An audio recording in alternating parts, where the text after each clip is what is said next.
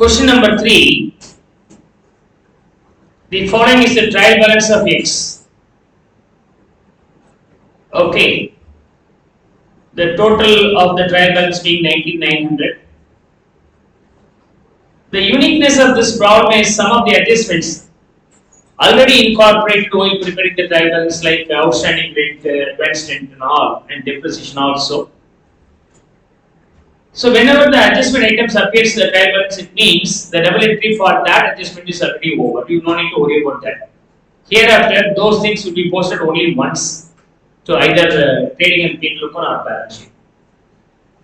In this question number 3, we are going to deal with some typical illustrations, typical adjustments. So we'll try to finish up the adjustments first of all. After passing the adjustment entry, we then proceed with the trial balance. As such, now I don't want the trial balance anymore, so I'll keep the adjustments as the base to proceed. We'll post it later. Okay. Now, adjustment number 1, stocks were lost in fire extent 500, which was insured and insurance claim was admitted for rupees 400. The loss of stock in fire extent being 500, so you have to pass the entry for that. And also it was insured, so you will be receiving the claim of rupees 400. So you have to pass 2 entries. One is for abnormal loss, another one is for the due for insurance claim. Yes, come on. Pass the entry for abnormal loss. What is the journal entry for abnormal loss? Come on. Huh? See, you can either do this way. Abnormal loss account debit or loss of stock in fire accident account debit to trading account.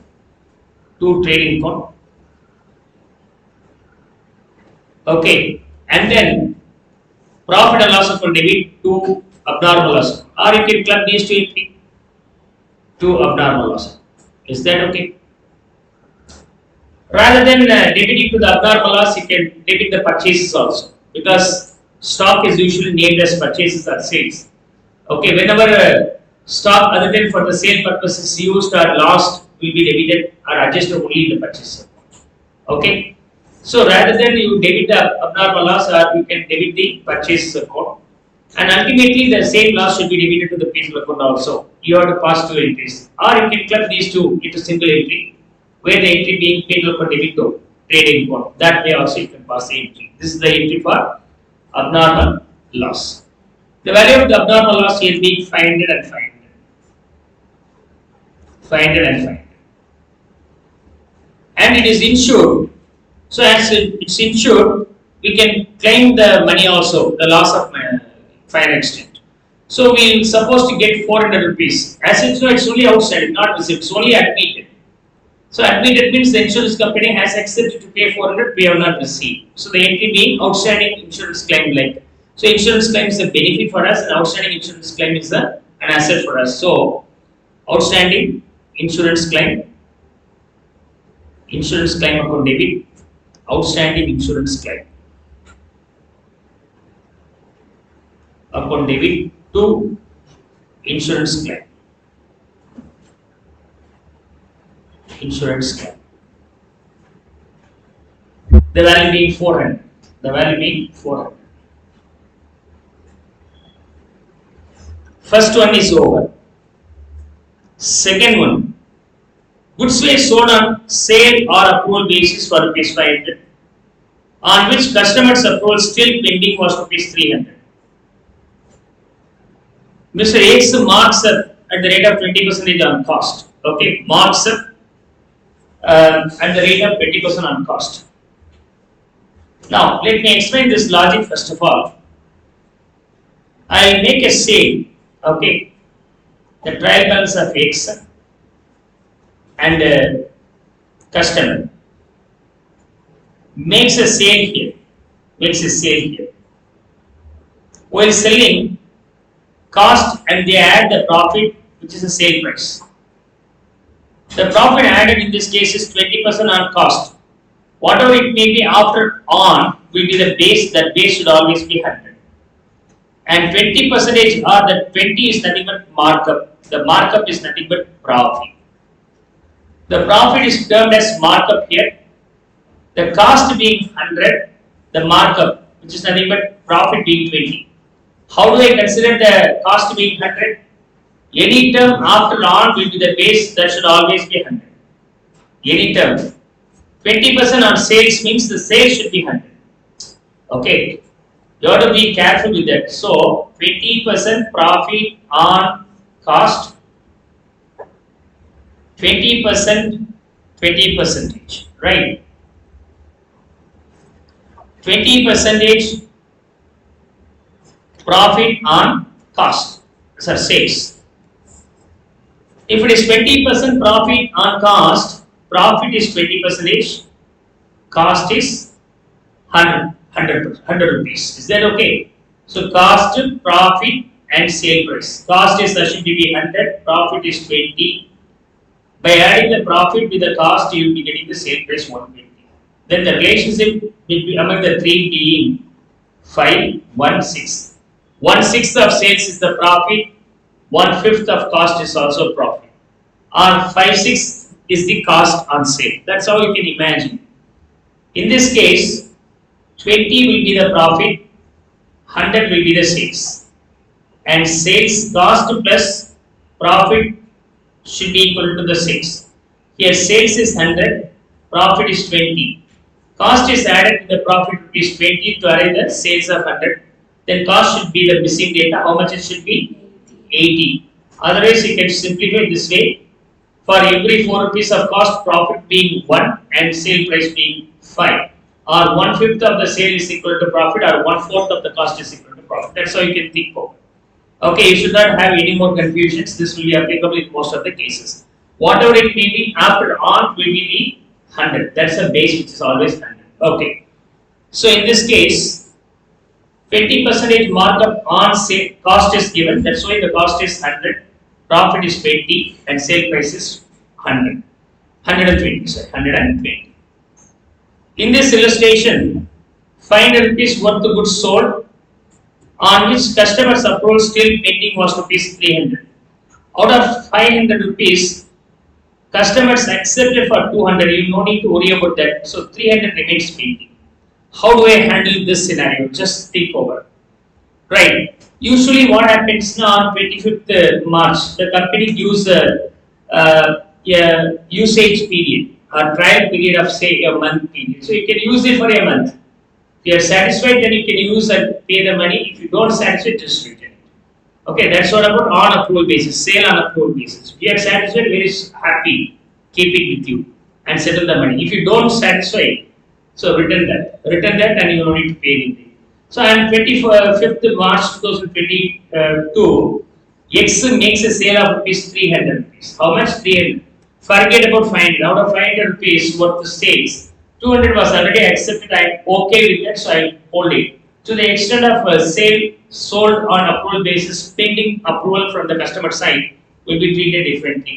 On 25th, it is sold, right? So on sale, the there will be being debtors of a debit to sales. Am I right? The value being 300. Now, as per the realization concept, this sales is not realized, right? 1 month is there. By 25th April, if the customer says that this material is not fit for usage, I want to return it. So if he returns on 25th April, definitely what happens? It's not a profit for me. If you are being a sales manager, on 25th March, you make a sales to all of your friends and relatives, to know people, saying that you no need to pay it for, use it for 1 month and later return it. Such a way, the salesperson sells the goods to all. He makes a sales of say 1 lakh. So, 1 crore, imagine that. Big number, 1 crore. He does the sales on which day? 25/3/2022. Stating that what? Okay, if you don't satisfy, you can simply return it. Either satisfy or not, you say that you don't satisfy and return it. That's how the salesman manager sells it. And then the profit, because of 1 crore of sales being 20 lakhs. On 31st March 2022, the sales manager demands the owner, sir, I made a sale of 1 crore. Out of that, 20 lakhs is the profit. Give me my commission. My commission say around 20% on this. So So 4 lakhs. So the commission is now taken by whom? Sales manager. The next day he resigns the job. When he resigns the job on 1st April, the nice date, right? What is special in this date? 1st April. So 1st April 2022 he resigns the job. April's 4th. Huh? So he resigns full state. He resigns the job. Exactly on 20th April, all the goods got returned. All the goods got returned. Who is being the person affected most here? The owner. Huh? Isn't it? See, is it the right way of recording? If the sale is there on approval basis, the sale is recognized only on approval from the customer side. Otherwise, this problem will come. In order to avoid that problem, what we can do, as on 31st March 2020 or year end, any sales remains pending from the customer side assumed to be not sold. Assumed to be not sold. It should not be considered as sale. That's the logic. So exactly on that day, okay, on that day, 31st March 2022, this is not sales, you are reversing. So the entry being sale upon debit to debtors. Is that okay? To the extent of approval pending. To the extent of approval confirm, no need to worry about it. It's already realized. He has paid that money. To the extent of sale, which is sold on approval basis, still the approval is pending from the customer side, will not be considered as sale as on 31st March. So as on 31st March, this is not considered a sale, means you are simply returning it, reversing that entry what you passed at the time of sale on 31st March. On confirmation, probably on 24th or 25th April, if all the customers are confirming, again you can return. Again, data is debit to sale, that's how you can do the remedial journal entry. Okay. Now you have to note it down very seriously. If the goods are on sale or return basis, that sales to be means the approval should be still pending. Now for that reversal entry will be passed. Here just see the entry here being sale upon debit to debtor. Sale upon debit to debtor. To debtor. Is that okay? It's simply reversal. Simply reversal. Clear?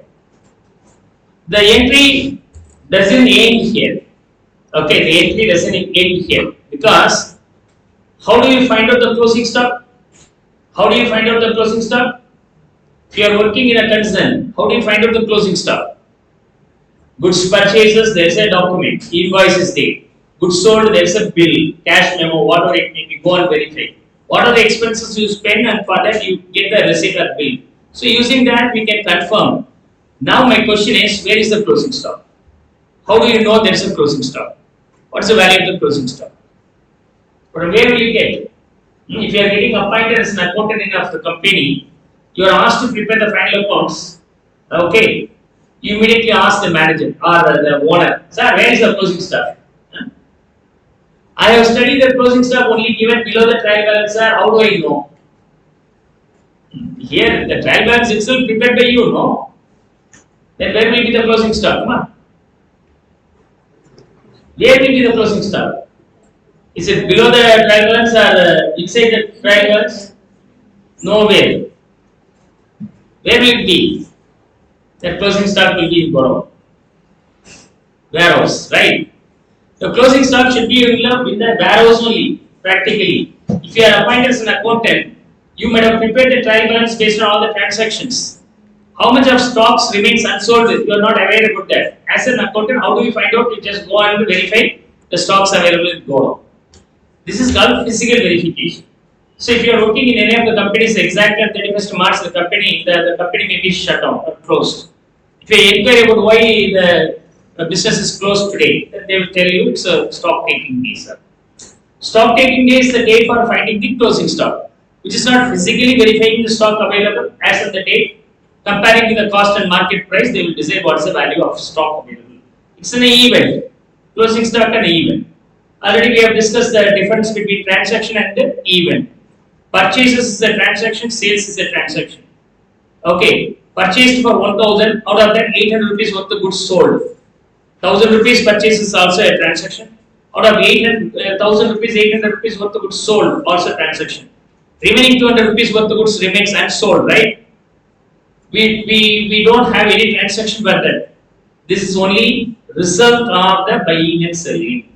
Result of any buying and selling is called event. Okay, gross profit, net profit, all these things again even. Okay, because of the operations, what is the end result? Profit or loss. So profit or loss both will be the even, and purchased. Some of the assets remains unsold, some of the stocks remains unsold. Then it is even. Even. How do you find out the closing stock? You go to the godown and physically verify and value that properly, and that's the closing stock. That's how the closing stock is arrayed. Here the closing stock being 3000. Where are you from getting this? You are getting this from godown or warehouse, physically verified. On verification, this stock is missing. Where is that stock? Now the stock is in the hands of the customers. Isn't it? Stock is in the hands of customers. How do you find out the closing stock? Physically you might have counted. While counting the stocks available to the customers, still approval pending means it's not sale. If it is not sales, that stock is mine only, no? Should be addable with my closing stock. Might have been missed. Physical verification also could not be could not have this item in the closing stock. So now we have to pass the entry for the stocks remains in the hands of customer as my stock. That's my stock, right? Stock is valued at sale price or cost. But what value the stock is valued? Always cost, right? So here the sale of 300 rupees is at the sale price. It means at 120 rupees. What about the cost of this stock available in the hands of the customer? Do the cross multiplication. 300 into 100 by 120, 250. Am I right? 250. So 250 rupees worth the stock. By adding 50, X has sent the goods to customer as a sale, and then sale is pending. So we have reversed that sale. As the sale is reversed, as the approval is still pending, it's not a sale, we have reversed. If it is reversed, don't forget to add the stock in the customer's hand, also my own stock like should be added. That's not included in the closing stock. Now you just pass this entry for the stocks with the customers. What is the journal entry for closing stock? The journal entry for the closing stock is what? Okay, closing stock account debit to either purchases or trading account. In both the way we can write. Now the same way we can pass the entry for the stock in the hands of customers. But already we have the closing stock. This is available in warehouse, right? This 250 is available with the customer now. So I can name this as this way: stock with the customers. Okay, as it is not sale, then that will be my stock. Okay, so the entry being okay. Stock with customers, stock with the customers to trading account. Hope so you could understand. This value being 250. 250. Okay. Now, third one, manager is entitled for a commission of, okay, 10% profit on after charging such commission. Okay, manager is entitled. So you have to find out the profit and loss account. Prepare the profit and loss account and find out the net profit. On the net profit, manager is entitled for the commission. I am the manager of the business. Because of my management only, there is a profit. So give me some commission on that. So we can find out the commission only after tallying the profit and loss account. So until that time I am not aware about that. So as I am not aware about what is the manager's commission, that manager's commission remains outstanding. Now I am going to pass a journal entry for the outstanding manager's commission. Finally is later. Okay, third entry. What is the journal entry for outstanding? Manager's commission upon debit. Still it is outstanding now to outstanding manager's commission. Manager's commission. How much is that? This one. 10% profit after charging such commission. See, whatever the net profit you find out by preparing the trading and P&L account is nothing but net profit before commission, because we are not aware about the commission currently. From there, we have to subtract the manager's commission. After that, what do you get? Net profit after commission you will get, right? So then, if you tally the P&L account, you will be getting the net profit. Yeah, of course, net profit. But what happens? We have not calculated the commission because we are not aware about the commission currently. Only after knowing the net profit of the business, we can find out what is the commission payable to the manager. So, the amount what you get after telling the P&L account roughly is called net profit before commission. From that, commission is subtracted. You will be getting the net profit after commission. After commission. Now, let me see here. Manager is entitled for a commission of 10%. 10% means 10 by 100, right? On what? Profit after charging such commission. Whatever it may be after on will be 100, right? The commission is 10. It means commission is 10. Now my question is whether net profit before commission is 100 or net profit after commission is 100. Yeah, after commission is 100. From the net profit before commission, 10 rupees is subtracted to arrive the net profit after commission. Then what could be the net profit before commission? 110. If you are aware about the net profit before commission, you can do the cross multiplication to get the rest of the things. As I am not aware about what is the commission payable to the manager, I just pass the entry. Calculation could be done later. Okay, calculation could be done later. Fourth one. The following transactions were omitted while preparing the trial balance. Goods were taken by the owner, drawings, and goods were distributed as sample and advertisement expenses. Goods were contributed to a child welfare trust at free of cost, donation. So we can pass all the three routed through the purchases account, right? So debit the concern purpose for what it is used, and credit the purchases account, right? I can pass a combined entry for all these three items here, right? Let's see here. For the purchases taken, goods taken by the owner account is debited, otherwise named as drawings. So drawings account debit, and given as a sample, then donation account should be debited. Donation account debited, and sample advertisement, right? So this is advertisement, and the donation should be debited. Donation should be debited.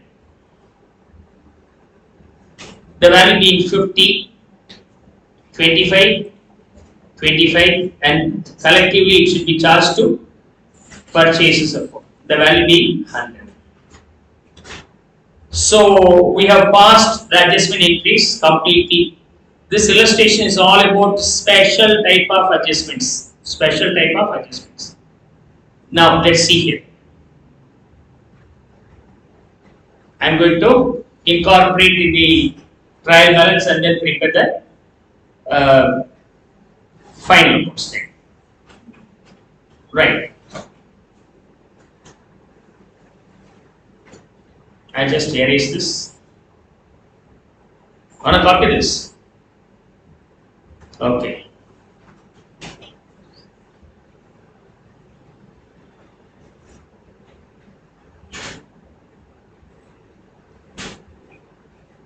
Now,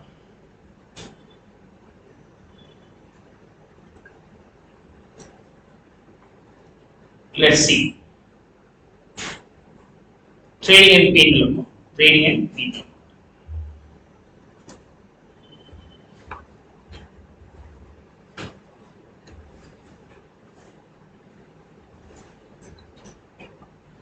Trading and P&L account and balance sheet. Trading and P&L account and then balance sheet.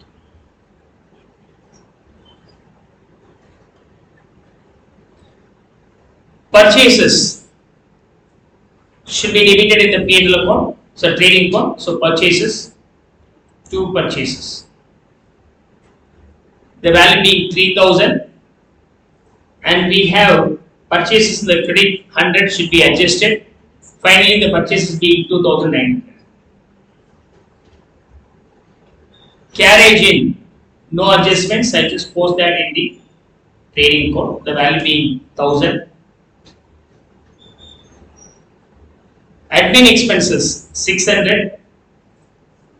We don't have any expenses adjustment. Admin 600. Selling expenses. Selling expenses. Okay, the value being 1200. You can add that advertisement being the selling expenses like 1225, or you can put the value in separate way also. Accept 1225. Fixed assets 3800. Fixed assets 3800. 12% investment asset. 12% investment. We have to verify the hidden adjustment if the date of investment and rates also given. Okay, anyhow we have already adjusted. So for 2012 percentage being 2,240. Already the interest on investment given here being 240. Debtors, cash, closing stock or the assets will be transferable to the balance sheet. So debtors 2000. Debtors 2000. Cash 1000. And then closing stock. Closing stock 3000. And drawings should be subtracted from the capital. Capital minus drawings. Minus drawings 1000. There is one more drawings, right? 1025. So 50. I'll add this one also. This 50. So 1000 plus 50, 1050 can be subtracted. Advance admin expenses and asset. In the asset side, advance admin expenses. The value being 400. Commission receivable also on asset. Commission receivable. The value being 100. Interest on loan. Interest on loan. Expenses debit to P&L account. The value being 100. Here, the loan is also there. 4,000 for that 10% is 400. But the borrowing date is only 1/1/2015 to the year end, 31st March. Only 3 months are there. So this the trial balance is for the year end 31/3/2015. 3 months interest being 100, so it's matching. So no need to adjust anything. Outstanding interest on investment also an asset. Outstanding interest on investment. This value being 140. This value being 140. Interest on capital should be debited. Interest on capital should be debited. The value being 360. Depreciation should be debited 200. Depreciation should be debited 200. Now, credit side, sales 7,000 requires adjustments. Am I right? Here is sale debit 300. Approval, pending approval. No, it's not sales. It should be reversed. So now the sales being 6,700. Capital 6,335. And loan being 4,000. 10% loan 4,000. And then creditors 1,000. Creditors 1,000. Commission income in the P&L account, commission, the value being 600. Rent 200 rupees rental income. Interest on investment,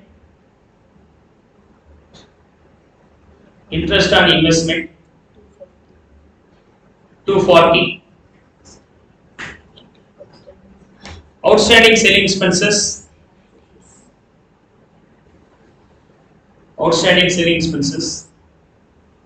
liability 200 rupees in the right side. Rent received in advance also liability. Rent received in advance, liabilities. Outstanding interest on loan, also liability. Outstanding interest on loan 100. Interest on drawings revenue. Interest on drawings, P&L account. Interest on drawings, the value being 25.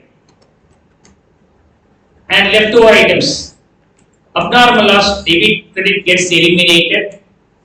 So from this it is very clear, in trading account it is going to be debited and P&L account is going to be, so in trading account it is going to be posted on the credit side and in P&L account it is on the debit side.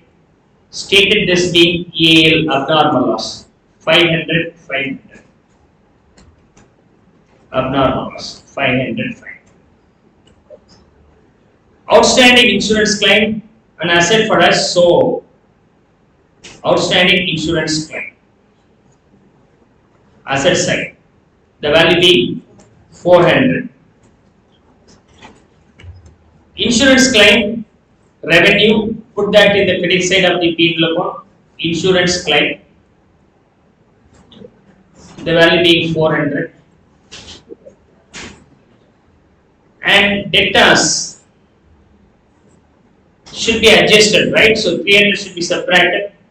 It's not 2000, it's only 1700. Originally 2000, where one of the sales still pending, on reversal, the debtors balance is reduced by 300, right? Stock with customer should be in the asset side, stock with customer. Okay. The value being 250. Did I write the closing stock? 3000. Yeah. Stock with customer. And in trading account, in the credit side, stock with customer. The value being 250. See, the stock with customers treatment is just similar to the closing stock. What do you do in the case of closing stock? Post that in the credit side of the trading account and record that in the asset side of the balance sheet. So I posted that in the asset side of the balance sheet and recorded the trading account's credit side, or it can be subtracted in the purchase account also. That's your choice. And manager's commission should be debited. Manager's commission. And outstanding manager's commission, a liability. Outstanding manager's commission. We have to calculate. And drawings also already adjusted. Advertisement account also adjusted. Donation should be now adjusted. So donation. The donation here being 25 rupees. Donation 25. Now finish up tallying the trading account. What's the total? 7,450, right? 7,450. 3,550 is the GP. Transfer that here, GP being 3,550. Without knowing the manager's commission, we cannot do it. But we can find out the profit here. Okay. I'll just write this here. Donation and manager's commission. Manager's commission. Manager's commission and net profit. What is the total of credit side? 5,015. 5,015. The balance what you get is nothing but amount meant for the manager's commission and then the net profit after manager's commission. What is the balance we are getting now? Make it faster. 2005, am I right? This is 2005. This 2500 is 5 rupees is nothing but net profit before commission. Net profit before commission. It means this 110 share. Then how do we calculate the commission? Commission is nothing but on that into 10 by 110, isn't it? Do the cross multiplication. 10 by 110. 10 by 110 of 2005 being the manager's commission. How much is that? 182, I think so. Balance, that 182 should be posted twice. Right. Balance will be the net profit 1823. Should be addable with the capital net profit 1823. The final value in the capital account being 7108. 7108. Now finish up tallying the balance sheet. Hope the total being 12,790. 12,790. Is that okay?